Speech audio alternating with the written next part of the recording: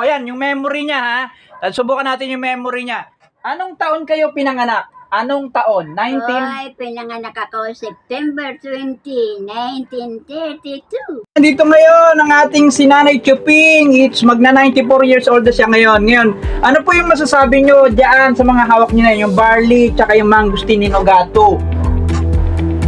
Itong gusto, napakasarap na kape ito. Ganon din naman itong sa barley. Ang juice naman masarap din. Oh, anong masasabi nyo? Wala na akong masasabi. Ay, Dahil grabe. Masarap, pareho masarap. Talaga ba ano yan? Masarap talaga? Talaga? Masarap. Kamusta naman po ang kalusugan nyo ngayon? Magna 94 na kayo. Ay, parang wala pa ng pagbabago. Oy, ganun pa rin. Ayan, sa mga hindi naniniwala na 94 years old na po yan, anong taon? Yan, yung memory niya ha. At subukan natin yung memory niya. Anong taon kayo pinanganak? Anong taon? 19? Ay, pinanganak ako September 20, 1932. O, kita mo, tinanong ko lang yung taon. Alam pa niya, yung September.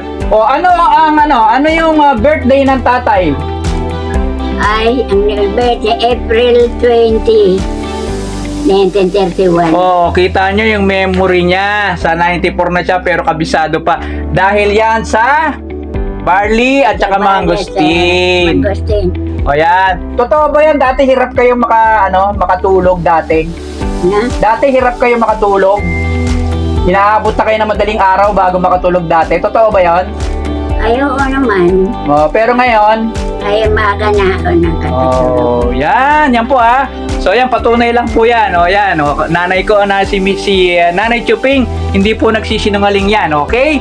Ayan po talaga yan. Talagang user po siya yan. At since nagumamit po siya ng mga produkto ng gato na yan, 94 years old na siya ngayon. Pero kung makikita nyo, ayan, yung memory niya, sapat na yon para sabihin na talagang healthy pa siya. Okay?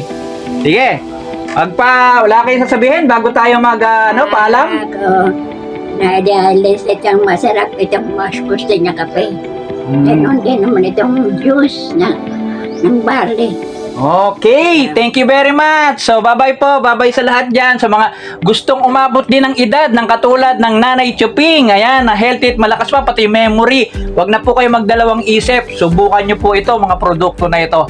Talagang yan po. Pinapainom natin sa kanya. Pinapainom ko sa kanya yan. Everyday po, umaga at gabi. At talagang gustong-gusto naman niya. Okay? Bye-bye, bye-bye. Bye!